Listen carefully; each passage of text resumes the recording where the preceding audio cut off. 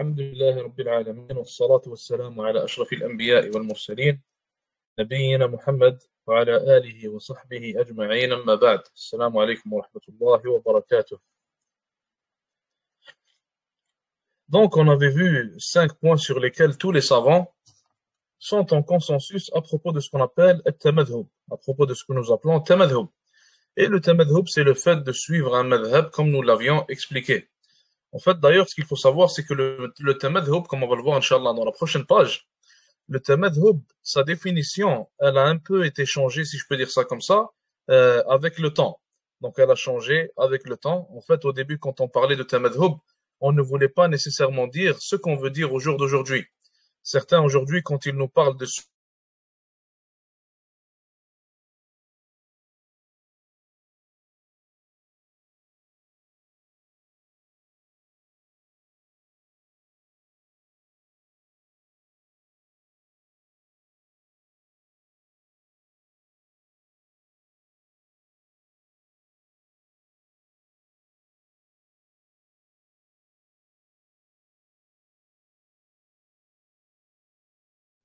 Salam alaikum wa rahmatullah.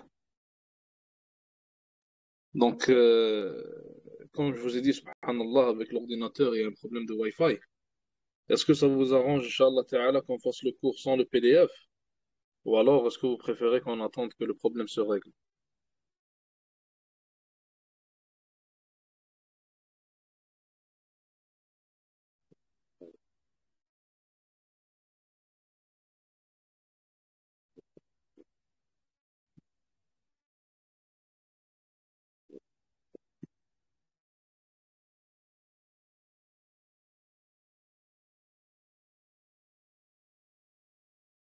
Ok, Inch'Allah Ta'ala, on va commencer sans PDF. Si ça se règle, on va reprendre sur l'ordi. Donc, on avait dit que le tamadhub, une chose importante à comprendre, c'est que quand on parlait de suivre un madhab auparavant, excusez-moi juste une seconde, lorsqu'on parlait de suivre un madhab auparavant, on parlait en réalité du fait de suivre un madhab et de suivre aussi, bien sûr, les hadiths du prophète alayhi salatu wassalam, s'ils sont ou s'ils vont à l'encontre d'une opinion présente dans le madhab. Voulons dire, si le madhab dit que telle chose, mathalan, ce n'est pas à faire, ce n'est pas légiféré, et il y a un hadith qui vient prouver que cette chose est légiférée, ou alors que cette chose est haram, donc le hadith va à l'encontre de ce que le madhab a dit, et le hadith il est authentique, le hadith doit être compris d'une certaine manière, etc. Alors ce qu'on fait, c'est qu'on prend bien sûr le hadith du prophète alayhi salatu wassalam, et on ne suit pas aveuglement le madhab. En réalité, au jour d'aujourd'hui, lorsqu'on parle du suivi d'un madhab, on parle du fait de le suivre aveuglement. Ou plutôt, beaucoup entre les gens d'aujourd'hui, lorsqu'ils parlent du suivi d'un madhab, alors en réalité, ils parlent de suivre aveuglement toutes les opinions présentes dans un seul et même madhab, sans chercher à ne rien comprendre. Et subhanallah, tellement certains sont devenus fanatiques de leur madhab, on voit au jour d'aujourd'hui certaines personnes voir que il y a des versets et des hadiths qui vont clairement à l'encontre de l'opinion de leur madhab, mais ils vont quand même suivre le madhab car on leur a enseigné qu'il faut fermer les yeux et suivre ce que ton madhab dit et ne pas chercher à comprendre plus loin.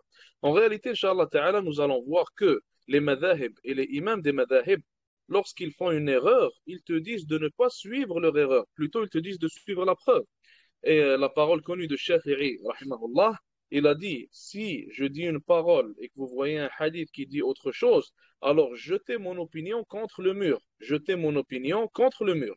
Et les 4 imams des 4 madhahib, s'ils seraient vivants au jour d'aujourd'hui, et ils auraient vu les gens qui sont autant fanatiques d'eux, donc ils ont dépassé les limites du fanatisme à propos des madhahib, en réalité ces imams-là seraient les premières personnes à être contre eux et à ne pas avoir approuvé de telles actions. Donc on suit le madhab, c'est une bonne chose de suivre un madhab, c'est une manière structurée de faire ses études religieuses, mais lorsqu'il y a un hadith, un verset clair, comme on a dit, qui va à l'encontre du madhab, alors bien sûr il faut suivre le hadith et le verset, comme les 4 imams des 4 madhahib nous ont dit de faire si jamais leur opinion sont contraires à un hadith. Donc on est à la page 96. Vous ne pouvez pas suivre avec moi, mais sinon si vous voulez ouvrir le PDF par vous-même, on est à la page 96. Donc, al-mawqifu min at-tamadhub. Le sujet duquel on parle dans cette page-là, c'est al-mawqif min at-tamadhub. Donc, en gros, c'est le jugement, entre parenthèses, le jugement de tamadhub. Et on va voir qu'il y a eu trois positions des savants, trois positions de la part des savants de l'islam à propos de tamadhub. Donc la première des positions, c'est quoi? Ici, le cheikh il dit ici, Jazahullah khayr, ittijahu ijab tamadhub. La première position, c'est les savants qui ont dit que le tamadhub, le fait de suivre un madhab, est une obligation. C'est la position de ceux qui ont dit que suivre un madhab est une obligation. قال الشيخ محمد الأمين الشنقيطي رحمة الله عليه: متأخرو الأصوليين من جميع المذاهب مطبقون كلهم على وجوبه. Donc, le Cheikh Mohammed El-Amin Al-Shanqiti, il est mort, ça ne fait pas longtemps. Il a écrit un très très bon tafsir, qu'Allah le récompense et lui fasse miséricorde. C'était un cheikh d'ailleurs qui finissait le Coran à chaque nuit pendant le tahajjud, rahmatullahi alayh, comme il a cité lui-même.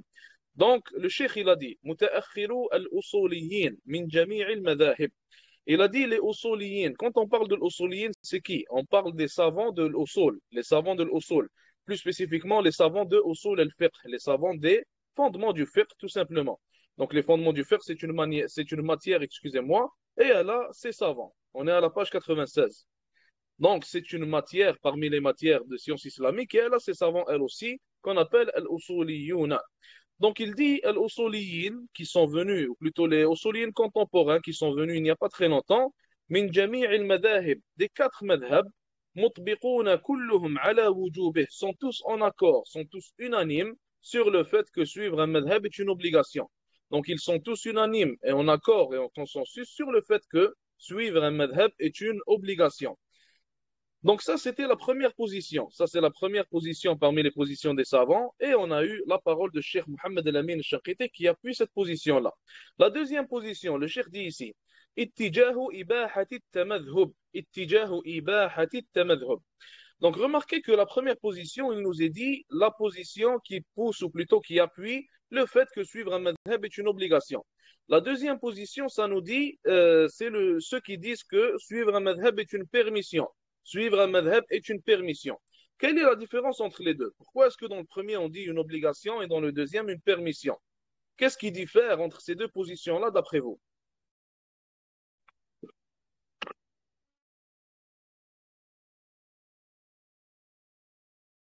Qu'est-ce qui diffère entre ces deux positions-là d'après vous?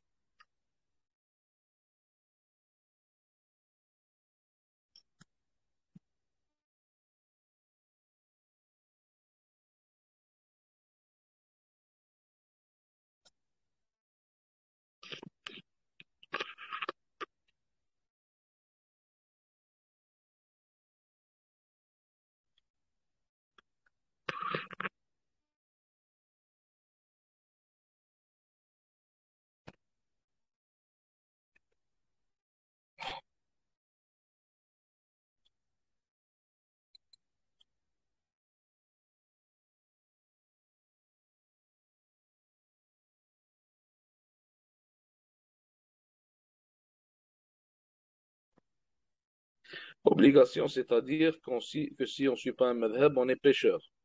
Et permission, ça veut dire que c'est pas une chose obligatoire, mais on peut la faire. Exactement. Donc ça, c'est parmi les cinq jugements qu'on va voir, Inch'Allah, les cinq jugements de Usul al-Fiqh, les cinq jugements présents dans Usul al-Fiqh. Donc on appelle ça l'ahkam taklifiyya. En fait, les cinq jugements, c'est quoi? Premièrement, on a l'obligation qu'on vient de voir. L'obligation, elle signifie quoi? Elle signifie que si tu l'as fait, tu es récompensé. Si tu la délaisses, tu es pécheur. Après l'obligation, on a quoi? On a ce qui est recommandé, le mustahab, tout ce qui est recommandé. Ce qui est recommandé, si tu le fais, tu es récompensé. Si tu le délaisses, tu n'es pas pécheur. Troisième jugement, troisième type de jugement qu'on a, c'est la permission. La permission, si tu l'as fait, tu n'es pas récompensé, tu n'es pas pécheur. Et si tu la délaisses, tu n'es pas récompensé non plus et tu n'es pas pécheur. Sauf dans un seul cas. Sauf dans un seul cas. Dans quel cas est-ce qu'on est récompensé? Lorsque on fait une chose qui est permise. Dans quel cas est-ce que nous sommes récompensés lorsqu'on fait une chose qui en réalité est permise? Elle n'est ni recommandée ni obligatoire. Qui me répond à ça?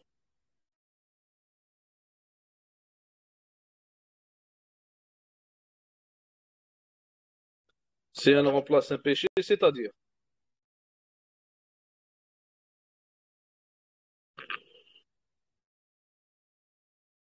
c'est pas une action en soi que je cherche, mais plutôt une définition. Si on l'a fait avec l'intention de faire un bien. Barakallahu fik. Quand on fait une chose qui est permise, et on l'a fait avec l'intention, avec une bonne intention qui est reliée à cette action-là. Par exemple, on donne un exemple. Tu vas dormir, par exemple. Le fait de dormir est une permission, c'est permis de dormir. Tu vas manger. Manger aussi, c'est quelque chose de mubah, de permis. Ce n'est ni obligatoire, ni recommandé, ni haram, ni makruh, c'est permis. Si quelqu'un mange, par exemple, pour avoir plus de force et d'énergie, pour aller faire plus d'adoration, ou alors il va dormir et se reposer pour avoir plus d'énergie, pour faire plus d'adoration lorsqu'il se réveille. Alors, dans ce cas-là, en réalité, la chose permise qu'il vient de faire, il sera récompensé pour celle-ci. Pourquoi est-ce qu'il sera récompensé? Car son intention était bonne et il a lié cette bonne intention à cette action qui est permise. Et ça a fait en sorte que il a gagné une récompense grâce à cette action qui est permise tout simplement. Quatrième type de jugement, on a al-makruh. Al-makruh, c'est quoi? C'est ce qui est détesté. C'est ce qui est détesté, makruh. Et cinquièmement, le makruh, c'est quoi? C'est une action. Si tu la commets, en fait, tu n'es pas pécheur. Et si tu la délaisses, tu es récompensé. Donc, si quelqu'un commet un makruh, il n'est pas pécheur. S'il délaisse une chose détestée, il sera récompensé.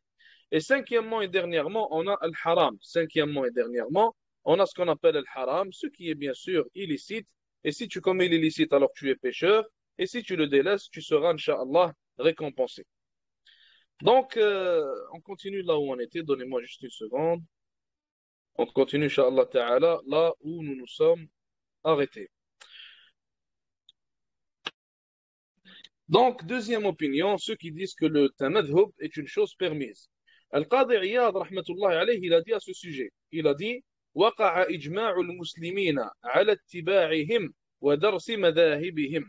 Donc il a dit quoi? Il a dit les musulmans ont consenti. Encore une fois, je vous l'ai répété souvent, lorsqu'on dit les musulmans, on parle des savants et non pas de tout et de n'importe qui.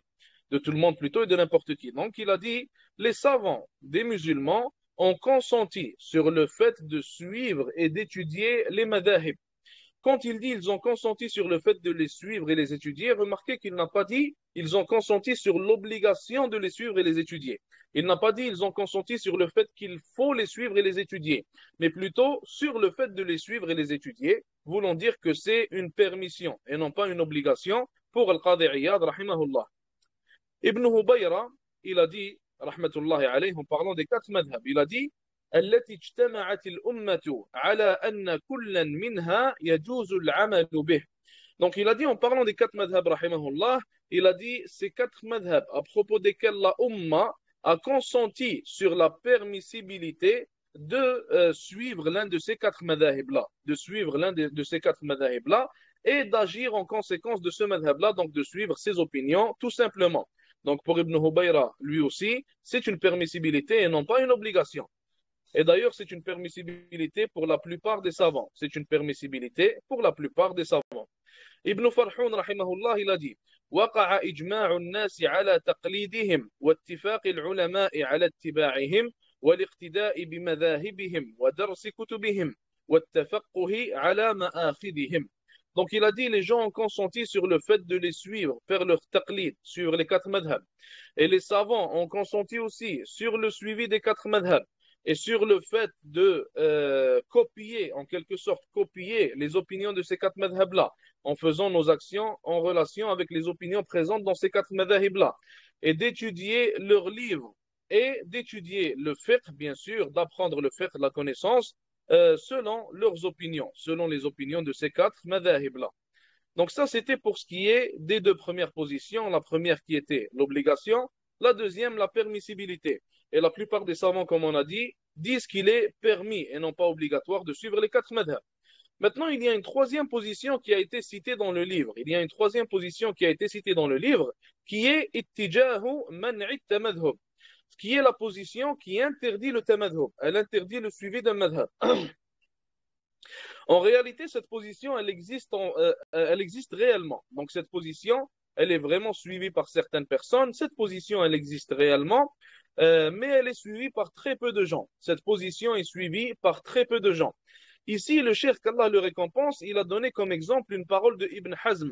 Et il a cité que Ibn Hazm, en gros, il fait partie de ceux qui interdisent le tamadhub. Alors qu'en réalité, la parole, elle ne cite pas qu'Ibn Hazm interdit le tamadhub, mais plutôt qu'il l'interdit pour un certain type de gens. Donc on va lire sa parole et l'expliquer, Inch'Allah Ta'ala.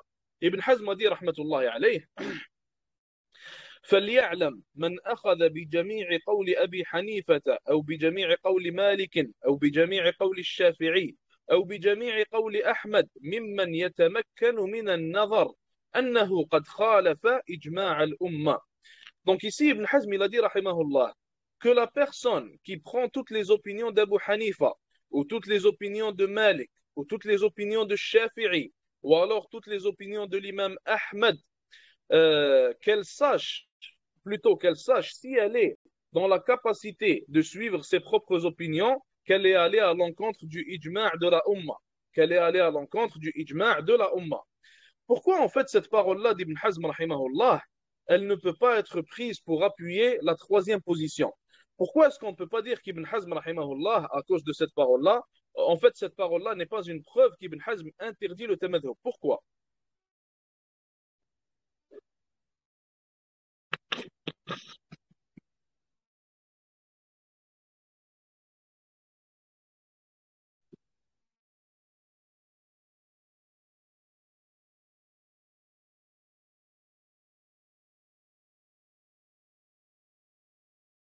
Voilà, barakallahu fik. Il parle des gens qui peuvent faire l'ijtihad. Il parle des gens qui peuvent faire l'effort d'interprétation et je pense qu'on en a parlé dans le cours passé. Pour la personne qui peut faire l'ijtihad et qui a atteint ce degré-là, alors cette personne-là, elle a la capacité de suivre ses propres opinions. Si elle va suivre les opinions d'autrui, alors qu'elle a l'obligation qui est posée sur elle de suivre ses propres opinions, alors en réalité, elle sera allée contre le consensus de la Ummah.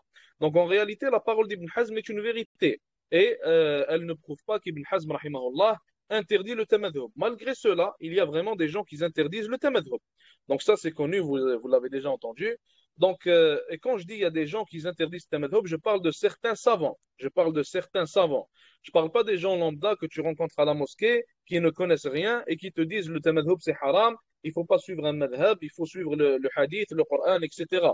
Alors que ces gens-là, subhanallah, si tu les testes, tu vas voir que leur arabe, il est inexistant, tu vas voir qu'ils ne comprennent rien à propos des fondements du fiqh, tu vas voir qu'ils n'ont aucune science religieuse et ils viennent attaquer les quatre madhahib comme si, subhanallah, c'était comme si les imams des quatre madhahib étaient leurs égaux. Donc il faut respecter les imams des quatre madhab, il faut respecter les quatre madhahib, il faut respecter les savants de l'islam.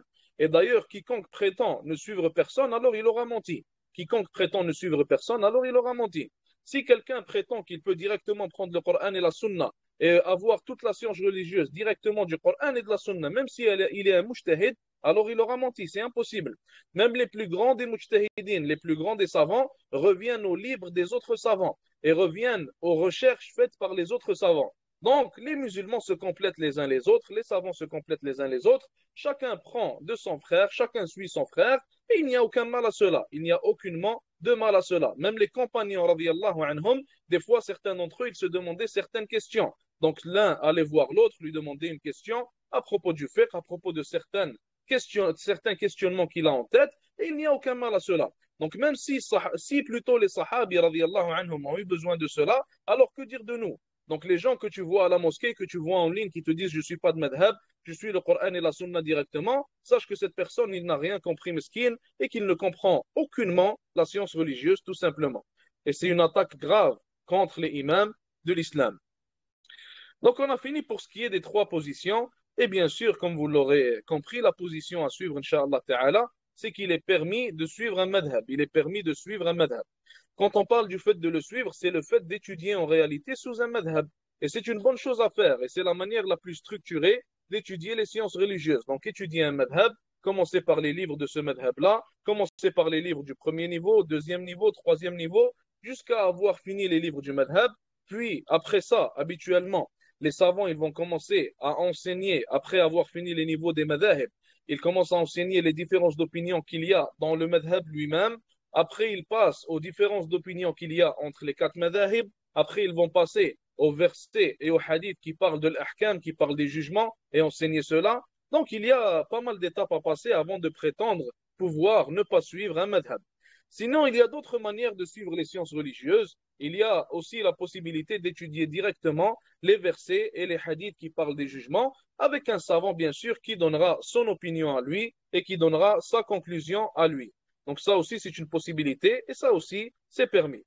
Et bien sûr, ça, c'est une chose, subhanallah, à propos de laquelle, en réalité, il ne devrait pas y avoir de différence. On ne devrait pas être en train de se battre et de se chicaner à cause de ça.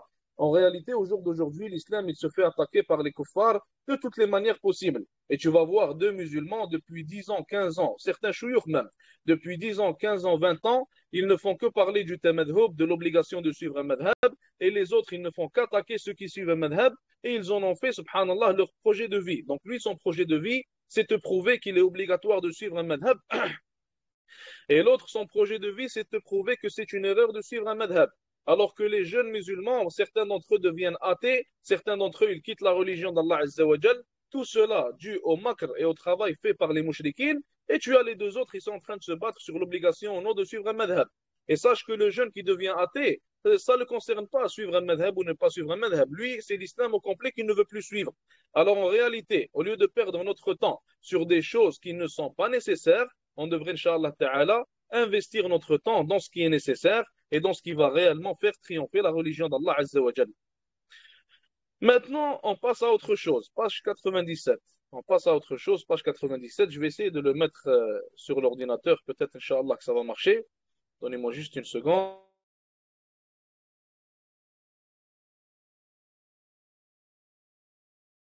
Est-ce que tout le monde voit l'écran maintenant? Tout le monde voit l'écran, Inch'Allah. Parfait, on continue plutôt, Inch'Allah. Donc maintenant, ma'alimul fiqhi fil asr al-hadir. En fait, maintenant, le cheikh, Jazahullah khair, il va nous parler en fait du fiqh à l'époque d'aujourd'hui. Des choses qui sont spécifiques à l'époque actuelle, qui sont reliées à la science du fiqh. Premièrement, tiba'atul kutubil fiqhiyya. Premièrement, l'impression, le fait d'imprimer les livres de fiqh. L'impression, bien sûr, des livres de fiqh au jour d'aujourd'hui, elle a grandement changé. Elle n'est pas comme avant. Et d'ailleurs, quand je dis qu'elle n'est pas comme avant, il faut savoir que l'impression, elle n'a pas commencé il y a longtemps. Et ça, c'est une chose importante à comprendre. Avant, les savants, ce qu'ils faisaient, c'est qu'ils prenaient, subhanallah, ou alors ils écoutaient un cheikh qui rapportait en fait un livre, parce qu'eux mémorisaient les livres. Il faut savoir que les savants auparavant, les livres qu'on voit devant nous, les livres de fiqh, les livres de aqidah, etc., ils les mémorisaient au complet, de la première à la dernière page. Donc, quand ils les mémorisaient, certains, ce qu'ils faisaient, c'est qu'ils écoutaient quelqu'un qui les mémorise en train de les rapporter et ils les réécrivaient à la main. Donc, ils réécrivaient le livre au complet de 700-800 pages à la main. Ou alors, ce qu'il va faire, c'est qu'il va emprunter à quelqu'un qui a déjà réécrit ce livre-là et il va l'écrire à son tour. Comme ça, il a la possibilité d'avoir ce livre. Et au jour d'aujourd'hui, bien sûr, tout est facile. Tu rentres sur Internet, t'écris le nom du livre, tu l'achètes. Mais malheureusement, la plupart d'entre nous ne les lisent pas. Malheureusement, la plupart d'entre nous ne les lisent pas, alors qu'avant, subhanallah, ils n'avaient pas cette facilité-là, mais malgré ça, regardez l'effort qu'ils mettaient à lire, à comprendre et à mémoriser ces livres-là. Nash'atul majami' al-fiqhiyya. Aussi, on a ce qu'on appelle, en fait, on pourrait dire des groupes de savants, en fait, qui gèrent ce qu'on appelle le fiqh. Mathalan, tu vas voir dans certains pays, ou même si on donne un exemple avec le Canada, par exemple, tu vas voir, le comité mathalan des imams du Québec, comité des imams de Montréal. Tu vas voir en Europe, il y a la même chose. Dans les pays musulmans, il y a la même chose. Et habituellement, ce sont eux qui s'occupent de donner des fatawas. Bien sûr, certains comités sont moins à prendre que d'autres. Certains d'entre eux ne sont pas à prendre du tout et ne sont pas à écouter. Donc, ça va dépendre, bien sûr. Mais ça, c'est une chose aussi qui est nouvelle et qui est existante à notre époque et qui n'était pas là avant nécessairement. Avant, les savants étaient plutôt divisés selon leur madhab. Donc, les savants d'un même madhab s'occupaient des fatawas de ce madhab-là. Les savants de l'autre madhab s'occupaient des fatawas de leur madhab à eux. Il n'y avait pas réellement ce qu'on a au jour d'aujourd'hui. Sauf en plus petite quantité, on pourrait dire. Certains, mathalan, rois, certains oulat umur, certains gouverneurs, ils avaient bien sûr leurs savants qui étaient avec eux et qui s'occupaient de leur dire ce qui était halal et ce qui était haram. ظهور الموسوعات الفقهية. Aussi, ce qu'on a aujourd'hui, un bon truc que nous avons au jour d'aujourd'hui, c'est al-mawsu'at al-fiqhiyya. Al-mawsu'at, c'est quoi? Ce sont des grandes compilations de fiqh et d'opinions jurisprudentielles.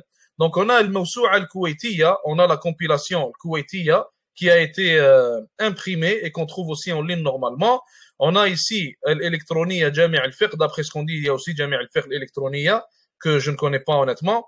Donc il y en a pas mal, il y a pas mal de mawsou'at fiqhiyya, il y a pas mal de mawsou'at fiqhiyya qui facilitent en fait la recherche à la personne. Donc il peut rentrer dans ces mawsou'at, dans ces compilations, et rechercher les opinions des madhahib et les opinions des savants à propos des masail de fiqh, à propos des masail de fiqh.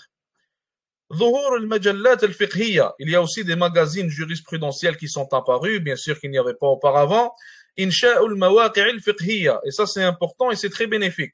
Il y a aussi les sites web jurisprudentiels qui ont été lancés au jour d'aujourd'hui et qui sont très bénéfiques pour les gens. Ils sont très très bénéfiques pour les gens. Sauf qu'il y a un seul problème qu'on pourrait trouver avec ces sites-là. Il y a un seul problème qu'on pourrait trouver avec ces sites-là. Au jour d'aujourd'hui, si tu veux avoir une réponse à ta question, tu rentres sur Google, tu écris ta question tout simplement et tu trouveras ta réponse dans l'un de ces sites-là. Auparavant, lorsqu'une personne avait besoin d'une réponse, il allait voir un savant et il allait lui demander directement sa question au lieu de passer bien sûr par Internet et d'avoir une réponse qui est déjà écrite. Donc, quelles sont en fait les différences qu'on va trouver qui sont quand même dangereuses entre ces deux manières-là? Quelles sont les différences que nous allons trouver entre ces deux manières qui pourraient affecter en réalité la religion d'une personne?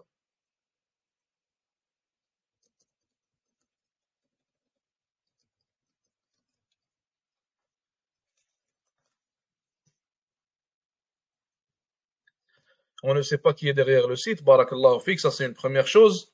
N'importe qui peut être derrière le site. D'ailleurs, subhanallah, une fois, il y avait un frère qui me lisait d'un site une certaine information. Et après, il m'a montré le site et c'était un site de Shia. Il ne s'est pas rendu compte que le site était un site de Shia. Donc, ça, c'est une première possibilité. Il y a d'autres dangers. Il y a beaucoup d'autres dangers. En réalité, lorsqu'une personne va demander une question à un savant, le savant, parmi ses responsabilités, c'est d'étudier le cas de la personne. Quand on dit étudier le cas de la personne, ça veut dire qu'il va regarder qui est devant lui et il va donner une réponse en conséquence de cela. Donc, s'il voit que c'est quelqu'un qui joue avec la religion d'Allah Azza wa Jal, la réponse pourrait changer à cause de son comportement et à cause de qui il est. Alors que sur le site, en réalité, c'est une seule et même réponse et tu vas voir des milliers de personnes différentes qui vont prendre cette même réponse-là. Et certains d'entre eux, elles pourraient peut-être plutôt ne pas s'appliquer à eux. Ça, c'est une première chose. Une deuxième chose importante, plutôt une troisième chose importante, c'est que au jour d'aujourd'hui, lorsqu'une personne veut trouver une réponse à sa question, elle va trouver les réponses, ou plutôt des réponses différentes données par différents savants et par différents madhab. Donc celui qui a un problème dans son cœur, qu'est-ce qu'il va faire? Il va rentrer, il va voir la réponse qui l'arrange et il va simplement prendre la réponse du madhab qui va l'arranger. Et ça, c'est une catastrophe. Ça, c'est une grande catastrophe. Wallahu al-musta'an. Donc, si les gens iraient encore voir les savants pour trouver les réponses à leurs questions, en réalité, ce genre de problème-là ne serait pas existant. Et bien sûr, il y a d'autres problèmes. Ce ne sont pas les seuls problèmes. On a aussi ظهور دعوة التجديد في أصول الفقه. On a en fait des gens qui sont apparus et qui nous appellent à modifier et à changer et à réformer ce qu'on appelle usul al-fiqh, ce qu'on appelle les fondements du fiqh. Et ça, Inch'Allah Ta'ala, nous allons le prendre dans le prochain cours, car ce sujet-là pourrait prendre un peu de temps et il est très important à comprendre. Donc, on s'arrête là pour aujourd'hui, Inch'Allah. Jazakumullahu khair. Wa sallallahu wa sallam wa baraka ala nabiyyina Muhammad. Wassalamu alaikum wa rahmatullahi wa barakatuh. On commence le hadith maintenant, Inch'Allah.